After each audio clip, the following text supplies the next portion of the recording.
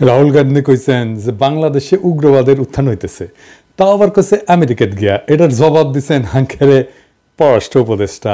একটা যে ন্যারেটিভ যে শুধুমাত্র একটি দল ছাড়া বাকি সবাই উগ্রবাদী, এই ধরনের একটা ন্যারেটিভ প্রচার করার চেষ্টা হচ্ছে মিডিয়াতে। আমি মনে করি যে এটা থেকে ভারতের বের হয়ে আসা প্রয়োজন। আর দ্বিতীয় কথা হলো যে এখানে আমরা কোনো অন্তত আমাদের যা তথ্য তার ভিত্তিতে দেখতে পাচ্ছি না যে এখানে বিরাট উগ্রবাদীরা কোনো কিছু করে ফেলছে। যে সরকারে যারা আছেন তাদের কারোই তো এই ধরনের কোনো এজেন্ডাও নেই, এরকম কোনো ব্যাকগ্রাউন্ডও নেই। কাজে তারা তাদের, আমার মনে হয় তাদের এই বক্তব্য থেকে বের হয়ে আসাই বিদেশের সম্পর্কের জন্য ভালো।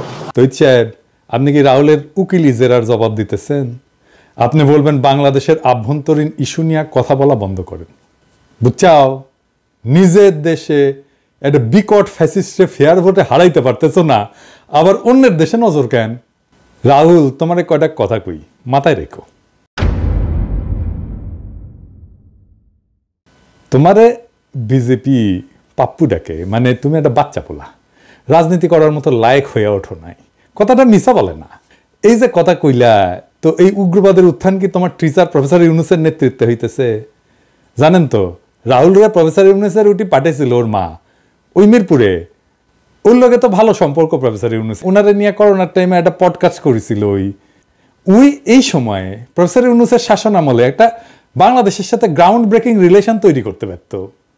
ওই ভারতের ভোটারদের দেখাইতে পারত যে মোদির পলিসি বাংলাদেশের মানুষকে অ্যান্টি ইন্ডিয়ান বানাইছে। আমি রাহুল গান্ধী এই প্রতিবেশী দেশের সাথে সম্পর্ককে স্বাভাবিক করতেছি। কিন্তু তোমার মধ্যে তো হিন্দুত্ববাদের কুর করে নিয়ে আছে রাহুল, তাই বাংলাদেশে উগ্রবাদের গপ্প শুনাইতেছ। আমরা গেলে ভুলি নাই, তুমি আর তোমার মাও তোমার বোন হাসিরাকে চেকটা ধরে ফটো খিচেছিলে দিল্লিতে, যে ইনকে কিরা। হ্যাঁ, তো আমি যদি পররাষ্ট্র উপদেষ্টা হইতাম তাহলে কইতাম, রাহুল ঠাসি খেয়ে থাকো। আমরা কখনো কইছি যে তোমার ধ্বজভঙ্গ, তো বিয়া শাদী করো না কে? ধ্বজভঙ্গ ছাড়া তো কোনো কারণ নাই বিয়া শাদী না করার। এই জন্য আমার কখনো উপদেষ্টা বানাবে না। যাই হোক, ওটা নতুন কয়েকটা গুরুত্বপূর্ণ আলাপ করি, আসেন। প্রফেসর ইউনুসের সরকার ফাংশন করতে পারতেছে না। কেন পারতেছে না? স্লো অনেকে বলেন। কয়টা কারণ আছে, কারণগুলো একটা ব্যাখ্যা করি। আপনারা দেখবেন যে শুধু ফাংশন করতে পারতেছে না তাই না, প্রফেসর ইউনুসের সরকার কোথাও কোথাও আওয়ামী লীগকে পুনর্বাসন করিচ্ছে। আমি উদাহরণ দিয়ে দেখাই দেবো। হ্যাঁ, আমি এক্সাম্পল হিসেবে আসিফ নজরুলের কথা ধরি। আসিফ নজরুল ভাই আবার মাইন্ড করেন না। হ্যাঁ, উপায় নাই, আমরা তো বিরোধী দলের দায়িত্ব পালন করতেই হবে, তাই না? সবসময় জিন্দাবাদ দিয়ে গেলে তো চলবে না। প্রথম কারণটা ব্যাখ্যা করি যে কেন ফাংশন করতে পারতেছে না। রাষ্ট্র তো একটা ইনস্টিটিউট, তার একটা শক্তি থাকে, ইনস্টিটিউটের একটা শক্তি থাকে। এটা এক্সাম্পল দিই, এই যে আমার ইউটিউব চ্যানেল 26 লক্ষ সাবস্ক্রাইবার আছে, তাই না? তো সেটা আমি একটা ভিডিও ছাড়লে সেটা নোটিফিকেশন 26 লক্ষ লোকের কাছে যায়, দেখায় যে পিনাকের একটা ভিডিও ছাড়ছে। তো ইউটিউব নিজেও মানুষকে একবারে আমার ভিডিও রিকমেন্ড করে, পরে বলে যে এটা দেখতে পারো, এটা দেখতে পারো। তো আমার জন্য আবার ইউটিউব একজন ম্যানেজার নিয়োগ করেছে, মানে আমার জন্য ডেডিকেটেড না, ও আরো অনেকের কাজ করে, কিন্তু আমার সাথেও কাজ করে সে। মানে ধরেন মাসে একবার দুইবার করে কথা বলে, মিটিং করে, কেমনে আরো সাবস্ক্রাইবার বাড়ানো যায়, ভিডিও ভিউয়ার বাড়ানো যায়, এটা কিন্তু ওরাই বলে, ইউটিউবই আমার করে দেয়। মানে যাদের 10 লাখের উপর সাবস্ক্রাইবার থাকে তাদের বোধহয় প্রত্যেকের জন্যই করে। তো আবার ইউটিউব ক্রিয়েটার সাপোর্ট আছে, ওইখানে আপনি অনেক কপিরাইট ছাড়া আপনি মিউজিক পাবেন, অনেক ধরনের ট্রেনিং পাবেন, সেখানে অনেক রিসোর্স আছে। এইটা হইতেছে ইউটিউবের ইনস্টিটিউশনাল সাপোর্ট। তো সেই রকম রাষ্ট্রের একটা ইনস্টিটিউশনাল সাপোর্ট থাকে। তো আমার চ্যানেল যদি আমি কাউকে দিয়ে দিই, সে যদি আমার চ্যানেলে ভিডিও আপ করতে থাকে, তাহলে দেখবে মানুষ, দেখবে প্রথম, পরে আর দেখবে না। ইউটিউবের ইনস্টিটিউশনাল সাপোর্টের উপরে আমার চ্যানেলে আমি পিনাকি ভট্টাচার্য আছি। আমার চ্যানেলের শক্তি ইউটিউবের institutional support plus Pinaki Bhattacharya একসাথে। রাষ্ট্রও এরকম, রাষ্ট্রের একটা ইনস্টিটিউশনাল সাপোর্ট থাকে, তার সাথে আপনার রাজনৈতিক শক্তি যুক্ত হয়, তাইলে রাষ্ট্রের শক্তি প্রবল হয়। হাসিনা ফেলিয়ার কেন হয়েছে জানেন? সে রাষ্ট্রটার দল বানায় ফেলছিল, তাই সে তার দলের যে রাজনৈতিক সাপোর্ট সেটা পায় নাই। গুন্ডা পাইছে, স্তাবক পাইছে, কিন্তু রাজনৈতিক দল পায় নাই। সেই জন্য সে কোনো পলিটিক্সকে ফাইট করতে পারে নাই। প্রফেসর ইউনুসের সরকারও তাই। এটা তো তত্ত্বাবধায়ক সরকার না আগের মতো, যে রাজনৈতিক দলগুলো ঐক্যমত হয়ে তাদের ইলেকশন করার জন্য ক্ষমতায় রেখেছে এবং তারে কোনো ডিস্টার্ব দেবে না, তা তো না। এই সরকারে কয়জন উপদেষ্টা আছে যারা রাষ্ট্রের শক্তির উপরে নিজের ক্ষমতাকে যুক্ত কইরা রাষ্ট্রের শক্তি বাড়াইতে পারে? খুব বেশি নাই, আমি নাম কইলাম না, যাই হোক মন খারাপ করবে আবার অন্যরা। আমি এসব একজনের উদাহরণ দিই, প্রফেসর ইউনূস। উনার রাষ্ট্রের শক্তির উপরে ওনার নিজের ক্ষমতা আছে, ব্যাপক ক্ষমতা আছে, উনি রাষ্ট্রের শক্তিরে বাড়াই দিতে পারেন প্রফেসর ইউনূস। আমি এক্সাম্পল দিই, ধরেন প্রফেসর ইউনূস আরব আমিরাতের কিং এর সাথে আলাপ করছেন না, আমাদের প্রবাসী ভাইদের মুক্ত করছেন না, এটা হাসিনা পারতো না, এটা অন্য কেউ পারতো না, এটা প্রফেসর ইউনূসের কারিশমা। এমন একটা কাজ করছে ওই আরব আমিরাত, যে কাজ কখনো তারা করে না। উনার উপদেশটা এরকম কারিশমেটিক হইলে রাষ্ট্র আরো বেটার ফাংশন করতো। আর এটা হইতেছে যারা কাজ করতেছে তাদের ম্যানেজারিয়াল ক্যাপাসিটি। এদের কেউ ম্যানেজার ছিল না, কোনো বিগ ইনস্টিটিউটে কাজ করেনি এরা কোনোদিন, এদের কোনোদিন কোনো বিজনেস ট্রেনিংও নাই, ম্যানেজারিয়াল ট্রেনিংও নাই, কাজের পদ্ধতি জানে না, বিগ অর্গানাইজেশন চালানোর অভিজ্ঞতা না থাকার কারণে এই ঘটনাগুলো ঘটছে, চালানো অথবা কাজ না করার অভিজ্ঞতার কারণে। আপনি দেখেন কারোই নাই। কিন্তু আমি আসিফ নজরুল এক্সাম্পল দিয়ে বুঝাই। আসিফ নজরুল মাহবুব মোর্শেদের বাংলাদেশের চিফ বানাইছে। আমি মাহবুব মোর্শেদকে পছন্দ করি, কিন্তু ভালো ছেলে, ভালো লেখালেখি করে এবং তার চিন্তাভাবনা পরিষ্কার, সব ঠিক আছে। কিন্তু আমি তার ক্যাপাসিটি বাংলাদেশের চিফ হিসেবে মূল্যায়ন করতে পারবো না, আমি তো সাংবাদিক না, তাই না? কিন্তু আমার সিলেকশনের সময় নিশ্চিত হইতে হবে যে আমার সিলেকশন রাইট। আমি যখন একটা পজিশনে থাকবো, ক্ষমতার পজিশনে থাকবো, আমার সিলেকশন হইতে হবে আনবায়াসড, আমি বায়াসড হইতে পারবো না। আবার দেখেন মাহবুব মোর্শেদ নিজেই কইতেছে যে আসিফ নজরুলের সিলেকশনগুলো ভালো হইতেছে। মাহবুব মোর্শেদ বুঝতেই পারে নাই যে এটা সে নিজে বলতে পারে না, যেহেতু সে আসিফ নজরুলের একজন সিলেকশন। এটা অন্যরা বলবে। এই সিলেকশন নিয়ে অনেক সমালোচনা হয়েছে মাহবুব মোর্শেদের। আবার মোহাম্মদ আজমের সিলেকশন সবাই পছন্দ করছে। যাই হোক, এতে আসিফ নজরুল আনন্দিত হওয়ার কিছু নেই। আবার কইছে যে বাংলা একাডেমি যেভাবে পছন্দ হয়েছে সেভাবে শিল্পকলা একাডেমিও পছন্দ হবে। হ্যাঁ, ওই আনন্দিত হওয়ার কিছু নাই আসিফ ভাই। নষ্ট ঘড়িও দিনে 2 বার ঠিক সময় দেয়। আপনার নষ্ট ঘড়ি, আপনার ম্যানেজারিয়াল স্কিল একদম 0, 0, সেজন্য আপনি দিনে 2 বার সময় দেন, আপনার ব্যাটারি গেছে। তো যাই হোক, আমি হইলে বাংলাদেশের সিলেকশন কেমনে করতাম তার একটা মডেল দিই। হ্যাঁ, ইনফ্যাক্ট আমার এই ধরনের কাজ করতে হয় আমার প্রফেশনে, পেশা। আমি এখানে মানে প্যারিসে আমার কোম্পানিতে আমি গ্লোবাল মেডিকেল রিলেশনে কাজ করি। গ্লোবাল মানে কিন্তু সারা দুনিয়া, যেখানে আমাদের কাজ আছে, মানে আমার কোম্পানির কাজ আছে। আমি অফিসের কাজে খুব কমই ট্রাভেল করি, আপনারা জানেন। ট্রাভেল করলে আমি তো বলে দিই আমি কই গেছি না গেছি। আমাকে রিকমেন্ড করতে হয়, ধরা যাক যে হংকং, কোন এক্সপার্ট দিয়ে আমি অ্যাডভাইজারি বোর্ড করব। অ্যাডভাইজারি বোর্ড মানে যারা পরামর্শ দেয় কোম্পানিকে, ফর্মাল ওয়েতে পরামর্শ দেয়, বিস্তারিত আর গেলাম না। বা ধরুন আফ্রিকার কোন দেশে কোন ডার্মাটোলজিস্ট চামড়ার উপরে ক্লাইমেট চেঞ্জ মানে পরিবেশের পরিবর্তনের ইফেক্ট নিয়ে এক্সপার্ট। কঠিন জটিল বিষয়, কিন্তু আমি হংকংয়ে যাইও না, আফ্রিকায় যাইও না। কিন্তু আমি যেটা রিকমেন্ড করি, যেটা আমার করতে হয় দেশগুলোকে, তার 99% কেসে পারফেক্ট হয়। আমার টুলস আছে, আমি সারা দুনিয়ার ডাক্তার কি করে, কই থাকে, কোথায় চাকরি করে, কোন কনফারেন্সে যাইতেছে, কি পাবলিশ করিচ্ছে, কার সাথে কোলাবোরেশন করিচ্ছে, কার সাথে সে রিসার্চ করিচ্ছে, তার রিসার্চের ফোকাস কি, এমনকি কার কাছ থেকে কত টাকা পয়সা নিয়ে যেতে, এটা এক ক্লিকে বের করে ফেলি। টুলস আছে, যাক সেটা অন্য আলাপ। বাসের সিলেকশনে আসি। আমি যদি আসিফ নজরুল হইলাম নি, তাহলে আমি সাংবাদিক যারা আছে না ফ্যাসিবাদের বিরোধী, তাদের সাথে কথা কইয়া কয়েকটা রিকমেন্ডেশন নিতাম। কইতাম যে আমার একটা বাসসের চিপ লাগবে, কোন তো কারে করা যায়, 2-3টা নাম বলেন তো। তারপরে জিজ্ঞেস করতাম এর নাম কেন কইলেন, তার যুক্তিগুলো শুনতাম, লিখে রাখতাম, সবগুলা লিখতাম, শুনতাম, লিখতাম। কাদের সাথে আলাপ করতাম? কনক সারোয়ারের সাথে আলাপ করতাম, স্বামীর সাথে আলাপ করতাম, তাসনিম খলিলের সাথে আলাপ করতাম, মুনির হায়দারের সাথে আলাপ করতাম, শাহেদ আলমের সাথে আলাপ করতাম, ইলিয়াসের সাথে আলাপ করতাম, মুশফিকুল ফজলের সাথে আলাপ করতাম, আরো যাদের নাম বলি নাই তাদের সাথেও আলাপ করতাম, মানে যারা ফেসি বিরোধী এবং আমার যাদের সাথে রিচ আছে, কথাবার্তা হয় আর কি। তারপরে করতাম কি, মতিউর রহমান চৌধুরী মানে মানব জমিনের, তারপর নুরুল কবির নিউজের, মাহমুদুর রহমান ভাই এবং শফিক রহমানকে কইতাম যে আমি সবচেয়ে বেশি রিকমেন্ডেশন আসছে এই কয়েকজনের 3জন বা 5 জনের নাম ওনাদের দিতাম, যে কইতাম যে আপনারা এই 3জন বা 5 জনের ইন্টারভিউ নিয়ে আমাকে একজন বেচা দেন। মুরব্বী মানুষ, কোনো সমালোচনা হইতো না। হ্যাঁ, এবং তারপরে যেটা হইতো আমি তার সবাইকে আবার কইতাম যে বুঝছেন এই যে এই টিচার মুরব্বী না, এই বেচে দিছে ওনারে, ঠিক আছে না? এবং দেখতেন সবাই কইতো যে ঠিক আছে, এটা অপছন্দ হইলেও কইতো ঠিক আছে। কিন্তু আসিফ নজরুল সিলেকশন করিচ্ছে উনি কারে চিনেন, কার সাথে ওনার সম্পর্ক আছে এর বেসিসে, মানে প্রথমেই বায়াস। এর মধ্যে বিএসএমএম এর ভিসি খসরু ভাইকে দিচ্ছেন, সাইদুর রহমান খসরু ভাই, আমি ওনারা পছন্দ করি খসরু ভাইকে, কিন্তু এটা কিন্তু পছন্দ করেনি অনেকেই। মানে বাইর করছে তারা যে গণস্বাস্থ্য আর গণবিশ্ববিদ্যালয়ের ট্রাস্টি বোর্ডে আসিফ নজরুল আছে, রেজনা আছে, ফরিদাপা আছে, মানে 3 জন আছে এই সরকারের উপদেষ্টা। আর এই গণস্বাস্থ্যের কানেকশনেই খসরু ভিসি হয়েছে। আমি একজন খুবই দায়িত্বশীল চিকিৎসক নেতার কাছে শুনছি যে খসরু ভাই নাকি বিএনপি পন্থী চিকিৎসকদের বিএসএমএমও ছাড়া করার কথা নাকি প্রকাশ্যে বলছেন। সত্য মিথ্যা জানি না, কিন্তু যিনি আমারে বলছেন তিনি খুবই দায়িত্বশীল মানুষ। আমি আর নাম কইলাম না, কইলে চিনবেন আপনারা। তো উনি না জানে কথা বলবেন না। তো তাইলে তো সিলেকশন আমরা আর মামুরা হইতেছে, তাই না আসিফ ভাই? হ্যাঁ, সিরিয়াস বায়াস আছে সব সিলেকশনে। এইবার আসেন, শিল্পকলা একাডেমির পরিচালক সৈয়দ জামিল আহমেদকে সিলেক্ট করছেন, ওটা নিয়ে কথা বলি। জামিল আহমেদ নিজেই জানাইতেছেন যে তারে আসিফ নজরুল রাজি করাইছে, বুঝছাও। আসিফ নজরুল নিজেও জানাইতেছে, ফেসবুকে পোস্ট দিয়া যে শিল্পকলার সিলেকশন পছন্দ হবে। উনি খুব কনফিডেন্ট। হ্যাঁ, প্রফেসর ইউনূসের সরকার গঠিত হওয়ার আগে উনি কি কইছিলেন, আওয়াজ দিছিলেন যে এই সরকার আমাদের পছন্দ হবে, বুঝছাও। তারপরে কাহিনী কিচ্ছা বাড়াইলো এই সৈয়দ জামিল আহমেদের, দেখলাম উনি বোরকা বিরোধী। তারপরে দেখা গেল মুজিবের মূর্তি ভাঙছে জনতা, ধানমন্ডি 32 নম্বর পুড়েছে, আর জামিল আহমেদ কাইন্দা শেষ আর কি। হ্যাঁ, হাউ মাউ করে কাইন্দা শেষ, পারে তো গড়াগড়ি দেয় আর কি। আমি এনে গুগল করে দেখলাম উইকিপিডিয়ায় যে মালতে কে। আসেন আমরা একসাথে পড়ি গুগল থেকে, উইকিপিডিয়া থেকে। লিখিচ্ছে উইকিপিডিয়ায় 1975 সালে তিনি Indian council for cultural relation থেকে একটা বৃত্তি লাভ করছে।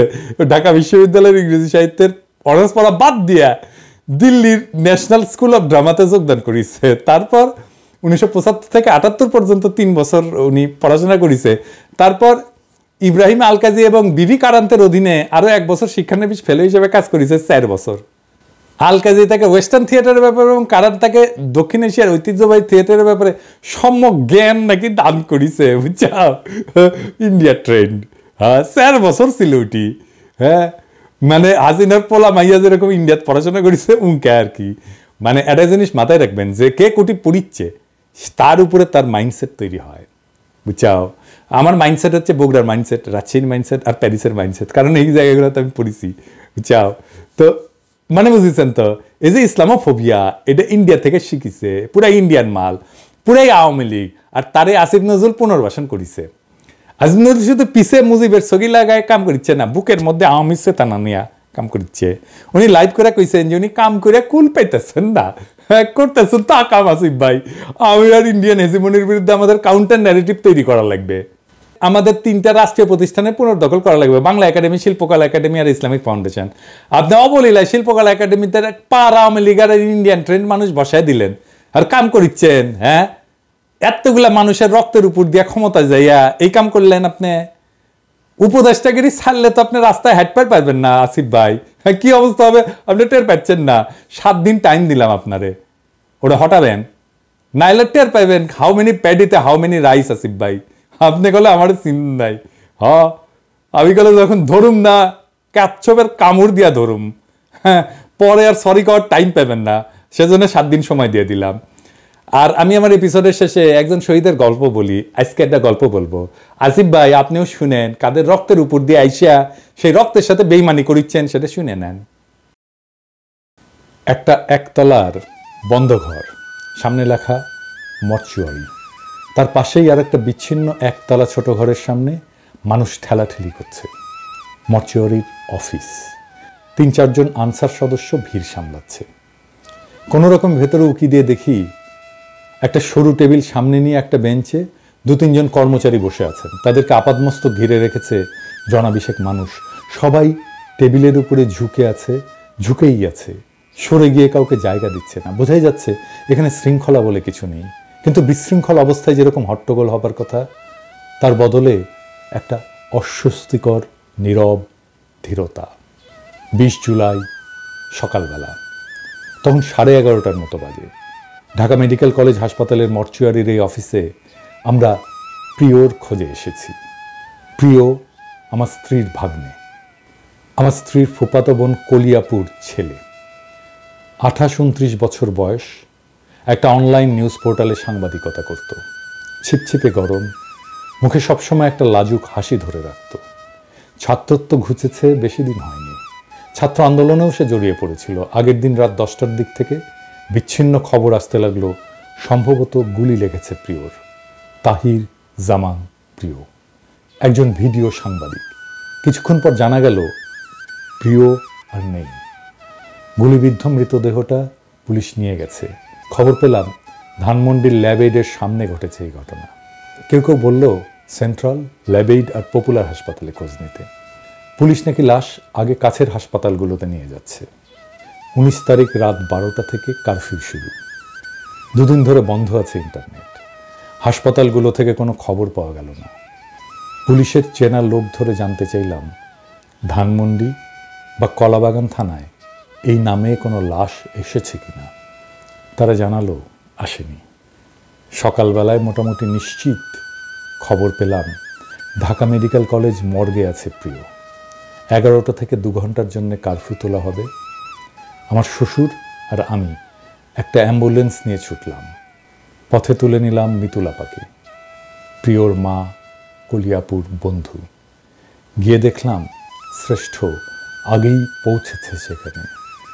শ্রেষ্ঠ আমাদের আরেক ভাগ্নে, প্রিয়র খালাতো ভাই। প্রিয়র এক চাচি আগে থেকেই ছিলেন সেখানে। রেজিস্টারে নাম পাওয়া গেল না প্রিয়র। আমি কিভাবে বললাম একটু অজ্ঞাতনামার লিস্টটা দেখলে হতো না। সেই লিস্টেনেও দেখা গেল সেখানেও প্রায় 10টার মতো লাশের বর্ণনা, শুধু একটা ক্রমিক নাম্বার দেওয়া আছে। নাম্বারের একটা কাউন্টার লেভেল লাশের গায়ে সাঁটানো। বয়স, সময় ইত্যাদি মিলিয়ে 2টো লাশের শর্টলিস্ট করে লাশ শনাক্ত করতে গেল শ্রেষ্ঠ। প্রায় 40 মিনিট পরে ফিরে এসে বলল পেয়েছে প্রিয়কে। আমার শ্বশুর ব্যস্ত হয়ে পড়লেন তাড়াতাড়ি ফর্মালিটি শেষ করার জন্য। শ্রেষ্ঠ আমাকে আস্তে করে বলল অবস্থা বেশি ভালো না খালু। একটা ঘুপচি বদ্ধ ঘরে 20-25টা লাশ মেঝেতে ফেলে রেখেছে। একটা ফ্যান পর্যন্ত নেই। লাশগুলোর উপরে চাদর নেই, এলোমেলো পড়ে আছে। একজনের পা উঠে আছে আর একজনের গায়ে, আর রক্ত, চাপ চাপ চুইয়ে পড়া রক্ত। আমি বললাম সেই সন্ধ্যার সময় গুলি লেগেছে, এখনো তাজা রক্ত দেখলে? শ্রেষ্ঠ বলল কি করে বলি, এত রক্ত কোনটা কার বোঝার উপায় নেই। প্রিয়র বন্ধুরা এসে পড়ল এর মধ্যেই। 2-1জনকে পেলাম যারা ঘটনার সময় ছিল ওর সাথে। আগে মিছিলে গিয়েছিল ওরা সবাই, ফিরছিল। সেন্ট্রাল রোডে ওদের আরেক বন্ধু মেধার বাসা। মেধাকে বাসায় পৌঁছে দিতে ওরা 4-5 জন হেঁটে আসছিল। সায়েন্স ল্যাব থেকে গ্রিন রোডে ঢুকে সেন্ট্রাল রোডের মাথায় আসতেই গুলির শব্দ কানে আসে। ওরা দৌড়ে সেন্ট্রাল রোডের ভেতরে ঢুকে যায়। প্রিয় ছিল সবার পেছনে। হঠাৎ ওরা পেছন তাকিয়ে দেখে প্রিয় পড়ে গেছে। তখনও মুহুর্মুহু গুলির আওয়াজ আসছে। ল্যাবএইডের আরেকটু পেছন থেকে কোনাকুনি গুলি করছে পুলিশ। গুলি থামলে ওরা সামনে এসে দেখে প্রিয়কে নিয়ে গেছে পুলিশ। মাথার পেছনে নিচের দিকের বাঁ সাইডে লেগেছে গুলি। সেন্ট্রাল রোডে ঢোকার মুখে রাস্তার পিছে রক্ত লেগে আছে। প্রিয়র লাশটা পুলিশ মর্গে ফেলে রেখে দিয়ে চলে গেছে। অজ্ঞাত পরিচয়ে একটা ডেথ সার্টিফিকেট করা হয়েছে, তাতে শুধু লেখা আছে গানশট ইনজুরি। এখন ঘটনাস্থল যে থানার অধীনে, সে থানার পুলিশকে লাশের সুরতহাল তৈরি করে তারপর অটোপসির জন্য পাঠাতে হবে। এদিকে থানা নিয়ে প্রচণ্ড কনফিউশন তৈরি হয়েছে। কলাবাগান, ধানমন্ডি আর নিউ মার্কেট, এই 3 থানার যে কোনো একটা হতে পারে সংশ্লিষ্ট থানা। আমি ভাবলাম যেহেতু ধানমন্ডি আর কলাবাগান থেকে কাল রাতে কোনো খবর পাইনি, নিউ মার্কেট থানায় যোগাযোগ করা যাক। ততক্ষণে আবার কারফিউ শুরু হয়ে গেছে। প্রিয়র বন্ধুরা অ্যাম্বুলেন্স নিয়ে ছুটল নিউ মার্কেট থানায়। এদিকে মর্চুয়ারিতে তখনও বুলেটবিদ্ধ লাশ আসছে। খোলা আকাশের নিচে লাশের স্ট্রেচার রেখে রেজিস্ট্রি ফর্ম পূরণ করছে মানুষ। বেশিরভাগ লাশের বয়সই 20 থেকে 35-এর মধ্যে। শার্টগুলো খুলে নিয়েছে আগেই, বোধহয় ডেথ সার্টিফিকেট তৈরি করার জন্য পরীক্ষার সময়। বেশিরভাগের পরনে প্যান্ট, একজনের পরনে দেখলাম লুঙ্গি। একটা কম বয়সী ছেলের লাশের দিকে তাকিয়ে হঠাৎ আমার নিঃশ্বাস বন্ধ হয়ে গেল। ফারদিন, আমার স্কুল ফ্রেন্ড। স্কুল মাঠের শেষ প্রান্তের পুরনো পরিত্যক্ত বিল্ডিংটায় আমরা রহস্য খুঁজে বেড়াতাম একসাথে। একটু পরে সম্বিত ফিরে পেলাম। এত বছর পরে ফারদিন নিশ্চয়ই আর দেখতেই কিশোরের মতো নেই। আর এই ছেলেটা ফারদিনের তুলনায় কিছুটা বেটে আর কৃষকায়। এতক্ষণ লক্ষ্য করিনি। আমার পেছনে দাঁড়ানো একজন মহিলা হঠাৎ বলে উঠল, এরা কি পায়েও গুলি করতে পারে না? সবাইকে বুকে আর পেটে গুলি করছে। কথাটা শুনে আশপাশ থেকে অনেকে তার মুখের দিকে তাকালো, কেউ জবাব দিল না। আমি ভাবলাম বলি, আর মাথায়ও। আর বললাম না শেষ পর্যন্ত। এসআই এসে লাশ দেখে আবার স্পট পরিদর্শনে গেল। নিশ্চিত হতে হবে এই লাশ তার থানার এখতিয়ারভুক্ত কিনা। শেষে নিশ্চয়তা পাওয়ার পর সুরতহাল তৈরি করে অটোপসির জন্য পাঠাতে পাঠাতে প্রায় 6টা বেজে গেল। লাশ কাটা ঘরের সামনে তখন স্ট্রেচারের ঘাটতি। লাশগুলো চাদর ধরে এনে অবিন্যস্ত ফেলে রেখেছে মেঝেতে আর দেয়ালে রক্তের ঘষ্টানো দাগ। বাইরে থেকে রক্ত, মাংস, ফিনাইলের ঝাঁঝালো গন্ধের ধাক্কায় আমি ছিটকে এসে বাইরে আম গাছতলায় দাঁড়ালাম। কে যেন বলল, এখানে কফিন পাওয়া যাচ্ছে, একটা এখনই কিনে রাখুন, পরে নাও পেতে পারেন। নারায়ণগঞ্জের আসগর আলী সাহেব একটা কফিনের দরদাম করছেন। আমাকে বললেন তার শালা পেটে গুলি লেগে মারা গেছে। নারায়ণগঞ্জে একটা মুরগির দোকান চালাতো। গন্ডগোল শুরু হলে ক্যাশে তালা মেরে দোকানের শাটার লাগানোর সময় বাতাসে শীষ দেওয়া গুলি তার পেট ভেদ করে ঢুকে বুকের ডান সাইড দিয়ে বেরিয়ে গেছে। একটা 16-17 বছর বয়সী কিশোরী মেয়ে ফর্ম হাতে ঘুরে বেড়াচ্ছে। ওর বাবা কারফিউর মধ্যে বাসা থেকে নিচে নেমেছিল সিগারেট কিনতে, আর বাড়ি ফিরতে পারেনি। আমরা ডোমকে রিকোয়েস্ট করতে গেলাম আমাদের পোস্টমর্টমের সিরিয়ালটা একটু আগে করে দিতে। সেই রংপুর যাবে বডিটা, এত গরম। ডোম বললেন, পাগল হয়েছেন? রাত থেকে এ পর্যন্ত 55টা লাশ, আমরাও মানুষ। ময়নাতদন্ত শেষ হলো রাত 10:30টায়। গোসল করিয়ে কাফন পরিয়ে আমরা অ্যাম্বুলেন্সে রওনা হলাম 11টার কিছু পরে। যাওয়ার পথে নেমে দেখে নিলাম সেন্ট্রাল রোডের সামনে প্রিয়র রক্ত লেগে থাকা রাস্তাটা, স্পষ্ট দাগ, ছোপ ছোপ জমাট। তখনও কারফিউ চলছে, তাড়াতাড়ি গাড়িতে ওঠা দরকার। আমরা উঠে পড়লাম। উঠল না শুধু প্রিয়র বন্ধুরা, ওদের কোনো ভয় নেই, ওদের কান্নাও নেই, শুধু প্রতিজ্ঞা আছে। ওরা যেন ভাবলেশীন, সংসপ্তক। অনেকবার লিখতে গিয়ে পিছিয়ে গেছি। এই দুঃস্বপ্নের সাথে আরেকবার বোঝাপড়া করতে সাহস হয়নি। শেষে ভাবলাম এই গল্পটাও এই মহান গণ আন্দোলনের আমাদের যৌথ স্মৃতির অংশ। এই দলিল থাকা দরকার। একটা 3 বছরের মেয়ে আছে প্রিয়কে সে শুধু বাবা বলে ডাকে না, বলে আমার প্রিয় বাবা। কি মিষ্টি লাগে শুনতে, যেন প্রত্যেক কথায় কথায় বাবাকে চিঠি লিখে চলছে। এমন হাজারো শহীদের রক্তে গাঁথা হয়েছে এই বিপ্লবের ইতিহাস। এই বিপ্লবের ইতিহাসের সাথে যারা বেইমানি করবে, শহীদের রক্তের সাথে যারা বেইমানি করবে, তাদের ক্ষমা নাই। ইনকিলাব জিন্দাবাদ।